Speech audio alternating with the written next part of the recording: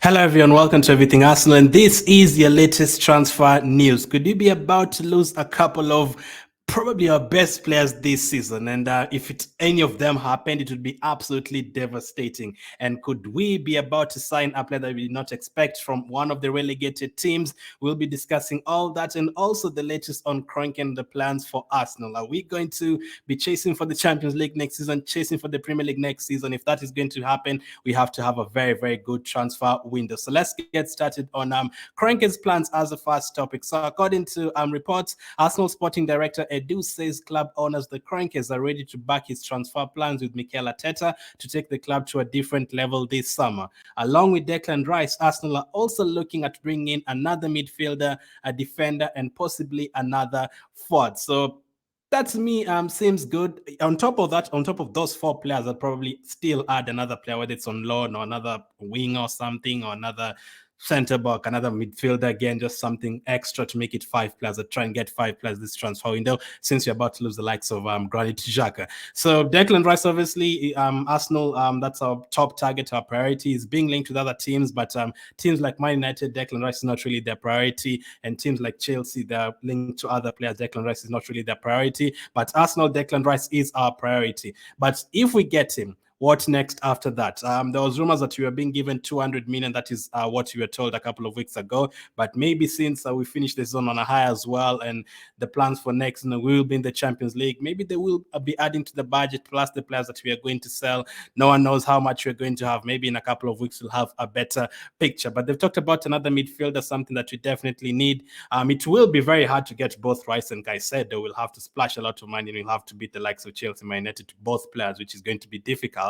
And also depends, if you get Rice, if you go for Caicedo, will they be like, nah, you've already gotten Rice for 100 million. You know what? We also want 100 million for Caicedo. They'll be like, they'll try and compare and be like, if you paid 100 million for Rice, we also want 100 million. So you're going to have to really splash the bank if you're going to get two players. Another thing that could happen, if you can get Caicedo, Rice could be like, okay, you've already gotten Caicedo, you already have Thomas Partey. Will I really get game time there? Am I going to be rotated a lot? That's the other problem. So let's get both of them on the same day, and that is quite impossible. But hey, you never know. If you can get both, you're being linked to Declan Rice and also another midfielder, another forward, and another defender. The defender, I'm not sure it's going to be a centre back. I have a feeling it's going to be a full back. It might not be Cancelo. For me, I really pray it's someone like a Cancelo, the inverted fullback and everything. He's absolutely good at it, and obviously he's an experienced player as well. He's just come from winning a trophy at Bayern Munich. He's won a couple with Man City. He's won before in Portugal. He's won before at Juventus. So someone like a Cancelo is really experienced at that. What about a forward? Could it be an actual forward, like a guy who's going to bank for you 30 goals, or is it going to be like a winger who can also play as a forward? Or is it going to be just a backup forward? For me, I always wanted a backup forward, someone who's going to bring in something different, like a tall strike or something like that, because like in the last 10, 20, 30 minutes when you're trying to cross in the ball, like when you're trying to get a winner, something different, or someone to hold up the ball. But I also don't mind as someone who can just come and like score goals, like play on a regular basis. I don't mind that as well. I'll leave that for Arteta and Edu. Or could it be a winger who can also play as a forward, someone like a Diaby or someone like a Thuram from the Bundesliga? We have to wait and see what happens with that. But hopefully the likes of Kroenke, both of their teams, by the way, the American football team just won a Super Bowl recently. Was it last year? And this year, the basketball team, Denver Nuggets, is in the NBA Finals. So most of their teams are currently doing well, and Arsenal, their team also finished second. So maybe it's our turn next. Maybe it's our turn to win a trophy next in terms of the Kroenke's franchises, as they call them. So let's see what happens with that one. But for that to happen, we also have to keep our players. And the news that is coming on today, it's news that we don't really want to hear, but I really doubt they're going to it's going to happen, any of them, but it could happen. So let's start with William Saliba. Obviously, William Saliba has been in talks with Arsenal for a new contract. You all know how important he is. We literally fell off after he got injured in terms of conceding goals. We are conceding 4 against Man City, 3 against Southampton, 2 against Liverpool, 2 against West Ham. Like, we were conceding a lot of goals, like, without Saliba, and that's where our goals conceded column actually took a blow after Saliba got injured against Sporting 2 months ago. We've been in talks with him to sign a new contract. You all know how important he is. A lot of people have included him in their teams of the season. A lot of people have said his combination with Gabriel is absolutely amazing. According to reports, they actually talk in French on the pitch, like him and Gabriel. So the connection is there. They understand each other. They can talk a couple of languages with each other. The relationship they've built this season is absolutely amazing with the both of them. And you saw how well he started the season. He's already been out on loan for three seasons and 3 different teams. So it would be devastating if we got him back and then he left right away. So what are the reports on him? Why are we actually considering letting him go? Why are the reports surfacing? So Arsenal are ready to offer William Saliba 120k per week contract, but have been shocked by the demands being made by the players' representatives.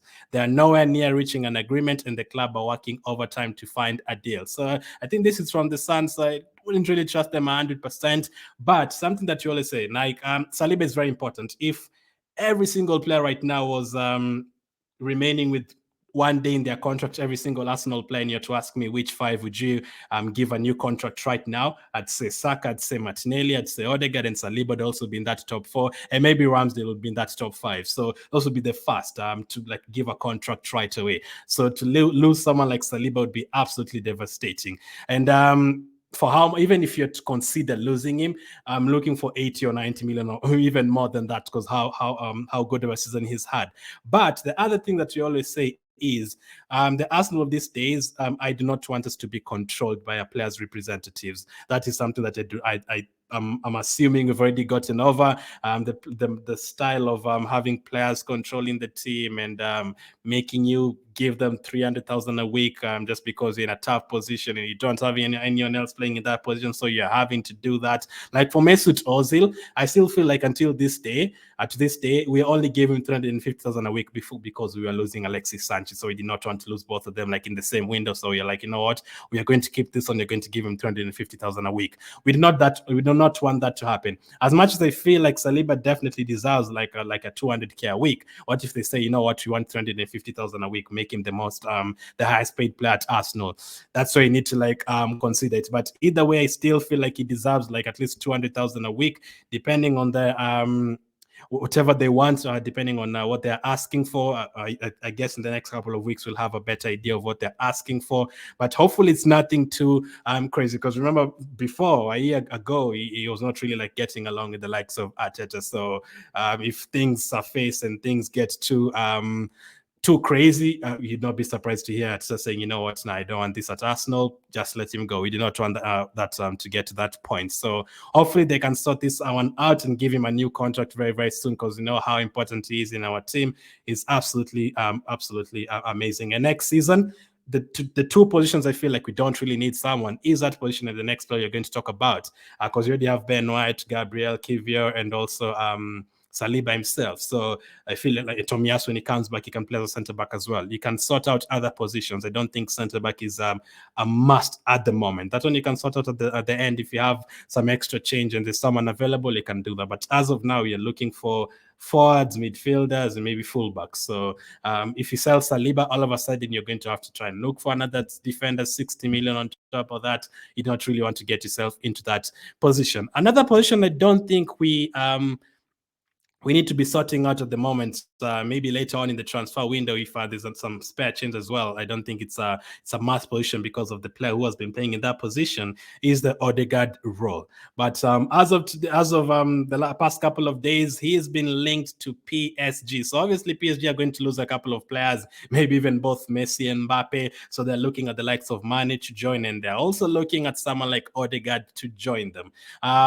They've been linked to him. You're hearing like discussions are going on and everything like that. But this one, I'd be very surprised if Odegaard even considered leaving Arsenal. What an incredible season he had! Scored 15 goals in the Premier League. He even got the captaincy at the beginning of the season. he's enjoying himself in London. I think he's been there for 2 full seasons plus half a season where he was there on loan. So he's already adapted to the English game. Everyone knows how quality he is. Everyone has also included him in the team of the season. So after such a great campaign, why would he like just say, you know what, okay, I'm the captain and all that. One of the best players at Arsenal right now, one of the best creative midfielders in the Premier League right now. I'll go to PSG and probably enjoy a guaranteed trophy there. I don't think you'd want to do that. The only time PSG can beat us is if they say, you know what, you're going to give Odegaard 500,000 a week, and that becomes about money. But in any other situation, we are now in the Champions League, and the issue of saying Arsenal not in the Champions League so these big players can leave, that issue is no longer there. We are now in the Champions League. PSG is in the Champions League, but so is Arsenal. So for Odegaard to leave would be absolutely crazy. Why would he leave? He's the captain of Arsenal Football Club. I don't think he's going to leave at all. He's a guaranteed starter. We are not looking for a replacement or anything. If anything, we're only going to look for a backup, someone to help him out. He's had an incredible campaign, so I do not see why he should leave. But there is talks that PSG are interested in him, and also one of the big clubs in Europe, so you have to keep an eye on that one. But hopefully, just like Saliba, both contracts are being discussed. Obviously, recently, Saka signed a contract, Ramsdale signed a contract, Martinelli signed a contract, and Gabriel Magalhaes signed a contract. So we also need Saliba and Odegaard to sign it. You can buy all the players you want, but you also have to keep the players that have been great for you. We cannot just say, okay, let's get Caicedo and Rice, but let's get rid of Partey, Xhaka, Martinelli, and Saka. No, there's no improvement there. You're basically killing whatever you've already built, and then just getting like other potentials, pretty much. So I wouldn't want that. You keep your best players and you add better players on top of other positions that you feel like you can improve on, but you don't sell your best players from the previous season that has got you to second on the table, and then get rid of and then bring in other players. It still wouldn't make sense. So for me, Odegaard, for you also, I'm guessing everyone would keep Odegaard either way. No one would sell Martin Odegaard, but he is in the talks. And actually, but according to Charles Watts, I cannot see any way that Martin Odegaard goes to Paris Saint-Germain or anywhere this summer. I just cannot see it. And it pains you to say that because, you know, anything can happen in football. Yes, anything can happen in football. There could be a fallout and you could be leaving all of a sudden, but I don't think that could be the situation. He seems comfortable in London. It seems like he really wants to give Arsenal the Premier League title. It would have been so amazing to see him lift the Premier League title as an Arsenal captain for the first time, like since Vieira. So that would have been great. So I don't think he's going to leave. For Saliba, it's always a slight chance, but Odegaard, I don't think there's a chance at all. So we have to keep an eye on both of these players, and hopefully both of them stay for sure. I wouldn't even consider selling any of them for whatever money. Unless you're giving me 200 million, I still wouldn't consider it. But for PSG, if you want to give us Mbappe, Neymar, and Messi, maybe we can consider it. Maybe we can have some talks from that. But what about incomings? What is a surprise incoming that could happen? Gnonto from Leeds. We were talking the other day about players who could join us from relegated teams, and according to reports, Arsenal have set their sights on signing Leeds winger Wilfred Gnonto. Manchester City are also interested in the 19-year-old who could be available for around 25 million. So this is the kind of fifth player I'm talking about. If you get, let's just I'm not saying you're going to get them, but let's just assume. If you get Rice, Caicedo, Cancelo, that's like 300 million. You get three of those, and then you get and someone else in midfield or someone else in defense or a striker.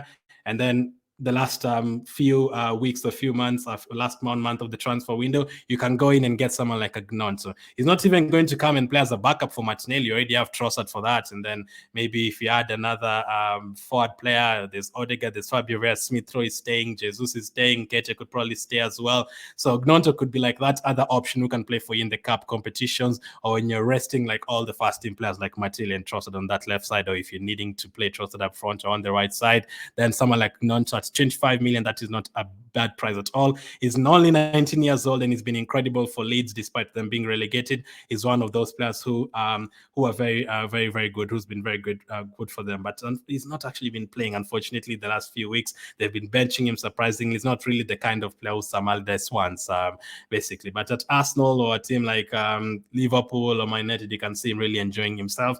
But that is one to keep an eye on. That is another surprise move that could happen.